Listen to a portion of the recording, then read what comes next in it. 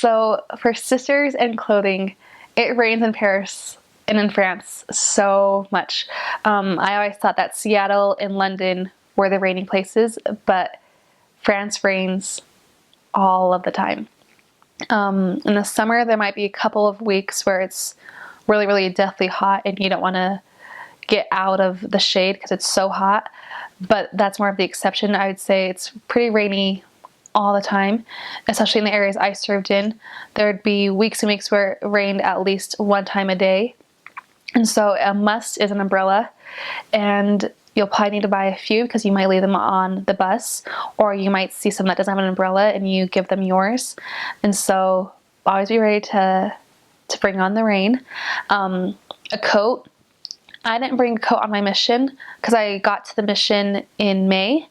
And so I didn't want to take up the space of my luggage with a big coat. And so I figured, oh, I'll just buy one in France.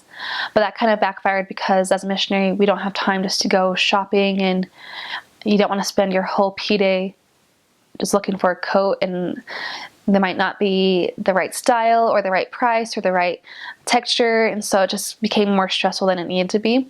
But thankfully in our mission, there's like the sister missionary closet, and all of the good things are things that you don't want anymore. You just kind of live in old apartments that you move out of. And so when it became winter, I was in a place where a sister had left a coat, and that's what I used all winter. But I would say if you're getting to France not in a coat wearing season, to either have your family mail you a coat so you don't have to take up space in your luggage, then you have to buy one, and then just be able to leave it in the mission. Okay. So coats are a must. It's colder in our mission because we are in Belgium, Luxembourg, and the north of France. It has colder seasons. But I didn't bring a coat on my mission because I got there in May. And I just figured I'd buy one in France.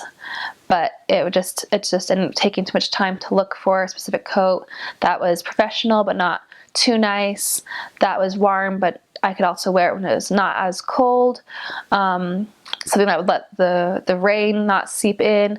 So getting a coat was a lot more complicated than I thought. And then also they're either really expensive and I didn't want to spend much money, or they were really cheap and I knew I was going to have to end up buying a new one.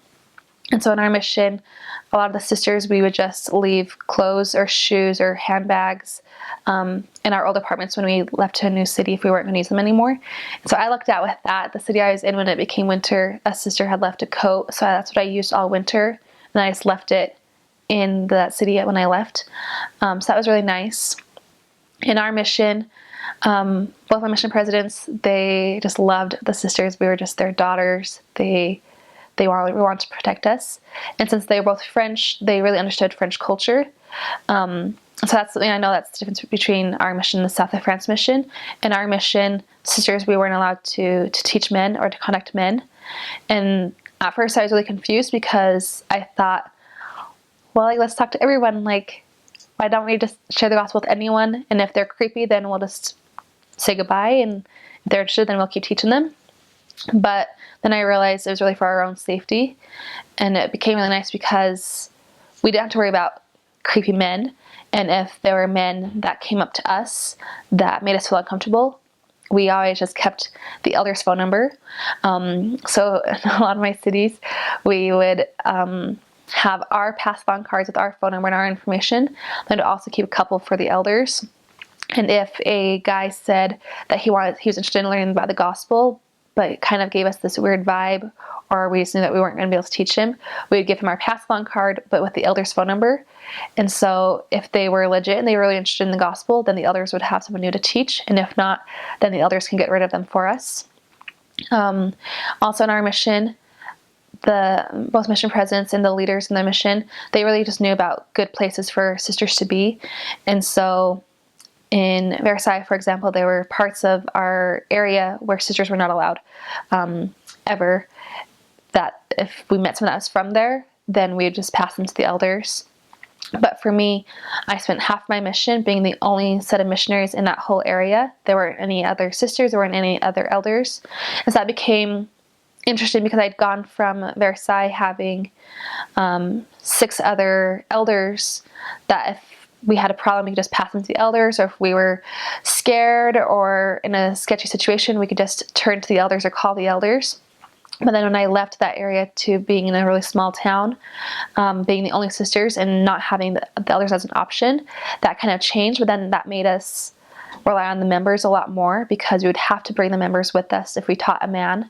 And then also we just knew really well which areas not to walk by, because there would be men that could follow us or try to find out where we lived or just made things scary.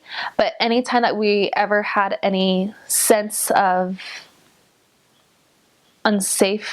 being unsafe, we knew that the mission president would change anything. And so there are a few instances that we just felt a little uncomfortable, and we would just text our mission president or the assistants or someone and let them know, hey, we just got in a sketchy situation, and they would look into it or talk to the members or find out how that can be avoided. So I never really felt unsafe in my mission. But I would definitely say that sisters are needed in everywhere, but especially in our mission. There are people that need to be taught by elders, and there are people that need to be taught by sisters. And we have different ways of teaching. We have different ways of contacting people and getting to know people, that sometimes a sister can do it and it doesn't work at all. And an elder, just with personalities and techniques and ways of teaching the gospel. So it's really important that we have sisters, especially in places that I served where we were the only missionaries. Because in my mission, I'd say that pretty much every city had both sisters and elders, or there'd be some that would only have elders. But I just happened to be in the city that be in the town that only had sisters. And I don't think there were very many, but I always got that chance to be all alone in a city.